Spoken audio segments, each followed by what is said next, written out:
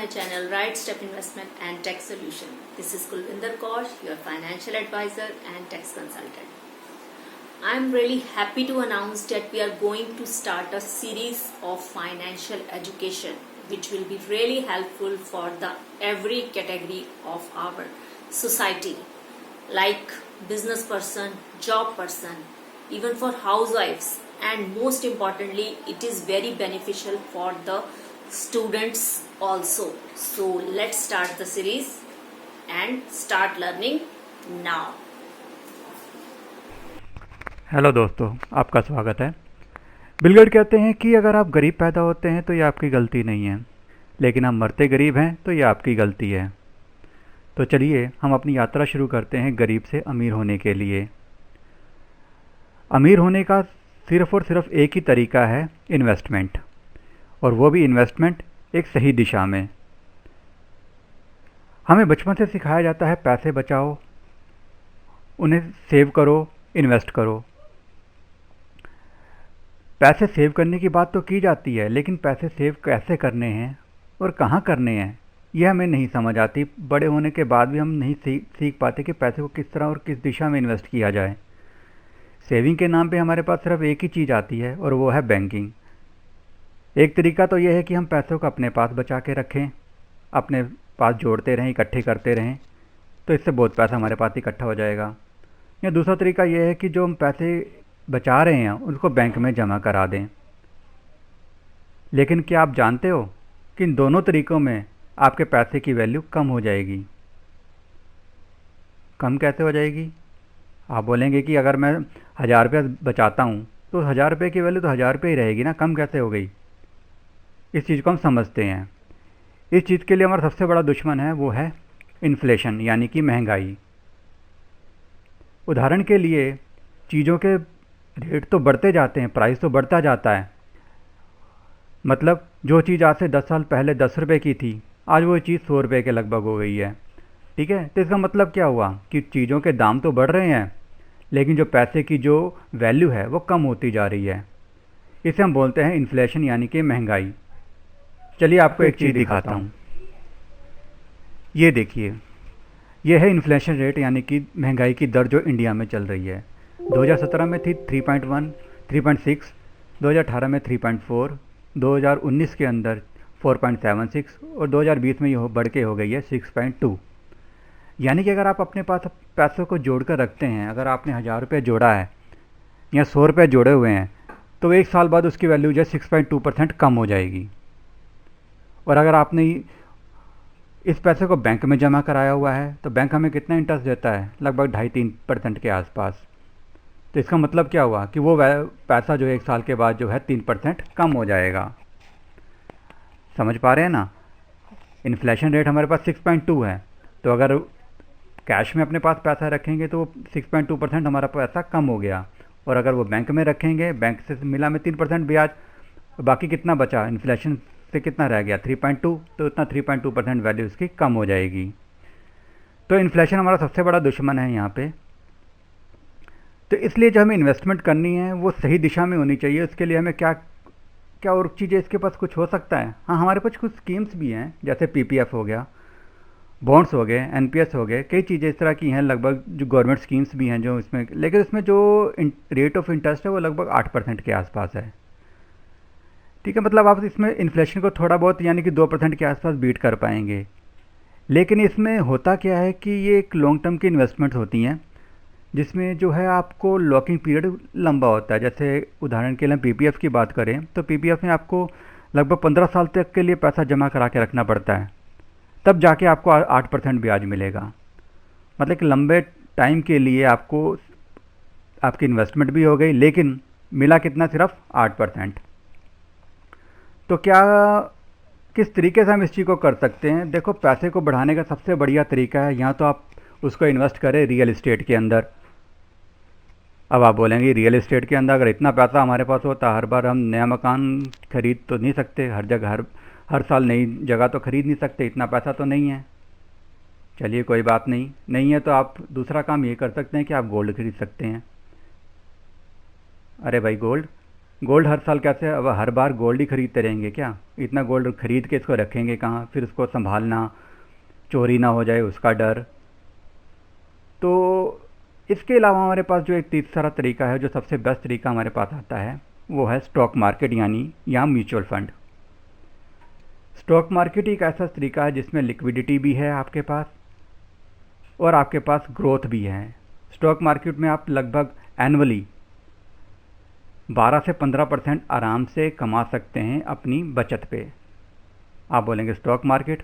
नहीं नहीं, stock market नहीं, स्टॉक मार्केट तो जुआ है, सट्टा बाज़ार। स्टॉक मार्केट में इन्वेस्ट नहीं करना हमने। हमारे घर वालों ने बताया कि स्टॉक मार्केट एक जुआ है। मेरे दोस्त ने ही पैसे लगाए थे, वो भी पूरा स्टॉक मार्केट में जीरो हो गए। मेरे पापा के दोस्त ने लगाए थे, उसके पैसे जीरो हो गए। तो स्टॉक मार्केट तो एक जुआ है, इसमें पैसे नहीं लगाने। लेकिन एक अमीर आदमी और एक समझदार इन्वेस्टमेंट जो है, जो करना जानता है, वो समझता है इस बात को कि अगर अपने पैसे को बढ़ाना है तो स्टॉक मार्केट ही एक ऐसा जरिया है जिससे आप अपने पैसे की वैल्यू को बढ़ा सकते हो। इसके लिए भी मैं आपको एक चीज़ दिखाता हूँ। पहले आप एक चीज़ देखिए, उस चीज़ को समझिए, फिर आपको पता लगेगा।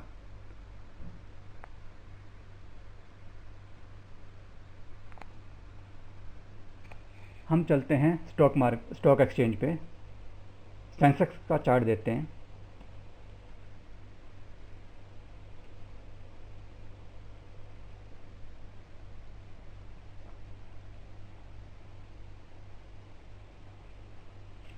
ये देखिए, सेंसेक्स की जो वैल्यू थी 90 के आसपास, 1990 में अगर हम देखते हैं वो 691 रुपये के आसपास या 652, ये देख रहे हैं आप, वैल्यू यहाँ पे दिखाता जा रहा है 652।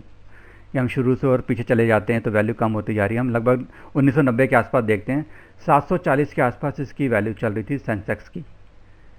ठीक है, जो अब बढ़ के कितनी हो गई है? 49,000 यानी 50,000 पहुँच गई है। मतलब कि स्टॉक मार्केट क्या है, नीचे गिरी है या ऊपर उठी है? अगर स्टॉक मार्केट ऊपर उठी है तो स्टॉक मार्केट में इन्वेस्ट किया गया पैसा भी तो ऊपर ही बढ़ा है ना। चलिए हम निफ्टी की बात कर लेते हैं।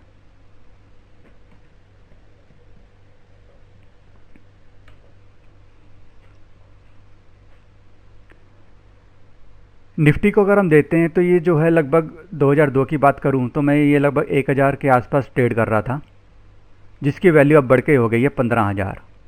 मतलब आप हर किसी तरीके से देखो तो स्टॉक मार्केट को ऊपर ही जाना है। लेकिन स्टॉक मार्केट आप कहते हो कि इसमें तो कई बार क्रैश होती है, बिल्कुल होती है। देखिए यहाँ पे नीचे क्रैश आया है, यहाँ पे मार्केट नीचे गिरी, फिर लेकिन ऊपर उठी, फिर नीचे गिरी। ये जब पिछली बार कोविड आया था तब की बात है, ये नीचे गिरी, ये फिर ऊपर उठ गई। तो अल्टीमेटली जो मार्केट को है ऊपर ही जाना है। क्रैश आएगा, क्रैश आने पे लोग क्या करते हैं, इन्वेस्टमेंट करते हैं और पीक पे जो है प्रॉफिट बुक किया जाता है। ठीक है, तो ये बेसिक चीज़ें हमें समझनी पड़ेंगी इन्वेस्टमेंट के लिए कि हम किस तरह जो अपने पैसे को ग्रो कर सकते हैं स्टॉक मार्केट के अंदर। इसके लिए सबसे ज़्यादा ज़रूरी काम क्या करना पड़ेगा, हमें एक अपना डीमेट अकाउंट खुलाना पड़ता है जिसमें आप स्टॉक्स की ट्रेडिंग कर सकते हो। डीमेट अकाउंट जो है बिल्कुल आज की डेट में बिल्कुल फ्री खुलता है, कोई पैसा नहीं लगता डीमेट अकाउंट खोलने का। मैंने लिंक भी दे दिया डिस्क्रिप्शन के अंदर, आप वहाँ से उसको खोल सकते हो इजीली। पैन कार्ड चाहिए और एक आधार कार्ड चाहिए। 10 मिनट के अंदर आपका जो है डीमेट अकाउंट ओपन हो जाएगा और एक आध दिन के अंदर वो एक्टिवेट भी हो जाएगा। ठीक है, अब डीमेट अकाउंट खुलवा के खाली आप शेयर मार्केट के अंदर ट्रेड नहीं कर सकते, इसके अलावा आप आईपीओ में इन्वेस्टमेंट कर सकते हो, म्यूचुअल फंड के अंदर इन्वेस्टमेंट कर सकते हो, डिजिटल गोल्ड खरीद सकते हो। डिजिटल गोल्ड, अब जैसे गोल्ड अगर आप वैसे नॉर्मली फिजिकली गोल्ड खरीदते हैं तो क्या होता है कि वो आपको अपने पास उसको संभाल के रखना, चोरी ना हो जाए, खो ना जाए, हर चीज़ का डर रहता है। लेकिन अगर हम डीमेट अकाउंट से गोल्ड को खरीदते वो डिजिटल फॉर्म में मिलता है। डिजिटल फॉर्म में मिलने से कारण क्या होता है कि आप उसको एक आपके अकाउंट के अंदर सेव रहेगा। तो उसमें क्या है कि जितने वैल्यू पे आप ख़रीदा उसको जब वैल्यू बढ़ जाती है आप उसको बेच सकते हैं फ्यूचर के अंदर कभी भी। ठीक है, और पूरी की पूरी जो मार्केट में रेट चल रहा होगा उसी रेट पे आपका गोल्ड बिकेगा। अगर आप फिज़िकल गोल्ड लेते हैं, फिज़िकल गोल्ड में क्या होता है कि आपको उसके अलग कई चार्जेस देने पड़े, डिलीवरी चार्जेस वगैरह, और उसका मेकिंग चार्ज वगैरह सब लगते हैं। लेकिन डिजिटल गोल्ड के अंदर कुछ नहीं है, प्योर गोल्ड होता है। तो इसमें जो जितनी की वैल्यू की आप चीज़ खरीदते हो, जितना गोल्ड खरीदते हो, उतनी ही वैल्यू आपको उसकी मिलती है। तो सबसे पहले जो बेसिक हमारा काम क्या है, हमें डीमैट अकाउंट खुलवाना है। डीमैट अकाउंट खोल के उसके बाद इन्वेस्टमेंट उसमें करनी कैसे है। आप कहेंगे कि हमें तो शेयर मार्केट के बारे में कुछ नहीं पता, ABC भी नहीं पता, जो आपने इतना कुछ अभी पीछे बताया है। आपने सेंसेक्स दिखा दिया है, आपने निफ्टी दिखा दिया है, हमें तो उसी के बारे में पता नहीं है कुछ। तो इस सब चीज़ को सीखेंगे हम, किस तरह किया जाता है इन्वेस्टमेंट, किस तरह किसी कंपनी को पहचाना जाता है कि कौन सी कंपनी ऊपर जाएगी, आगे हमें प्रॉफिट देगी या नहीं देगी। आपको किसी की ज़रूरत नहीं पड़ेगी इस चीज़ को सीखने के लिए। हम जब बेसिक सीख जाएंगे किसी चीज़ को, किस तरह उसको पहचाना जाता है, मार्केट को, किसी भी शेयर को किस तरह पहचाना जाता है कि वो किस तरह बढ़ेगा या किस सही काम कर रही है वो कंपनी, नहीं कर रही, तो बहुत सी छोटी छोटी बातें हम उस चीज़ को डिटेल में समझेंगे। तो ये एक स्टार्टिंग हमारा स्टेप है। लेकिन सबसे पहले जो हमें एक अकाउंट खुलवाना पड़ेगा, डीमैट अकाउंट, पहले हम इसको खुलवाते हैं। और इसमें ये क्या कि आप ये नहीं कि आपको लाखों रुपए लगाना है, आप 100 रुपये से भी इन्वेस्टमेंट, 100, 1000, 2000 जो भी है। अब स्टूडेंट्स जो हैं वो कहेंगे कि हमारे पास तो पैसा ही नहीं है, तो पैसा नहीं है तो मतलब 100, 200 है, इससे ज़्यादा पैसा नहीं है। तो इस चीज़ को हम छोटे अमाउंट से भी इसमें शुरू कर सकते हैं। ठीक है, इस चीज़ को भी डिटेल में समझाऊंगा आपको अगली सीरीज़ के अंदर। पहले आप अपना होमवर्क इतना कीजिए, आप एक डीमैट अकाउंट खुलवाइए और थोड़ी सी इसके बारे में चेक कीजिए कि ये किस तरह क्या चीज़ है, और एग्जैक्टली आपको डिटेल में दूंगा इसकी नेक्स्ट वीडियो के अंदर। तो चलिए मिलते हैं आपको नेक्स्ट वीडियो में।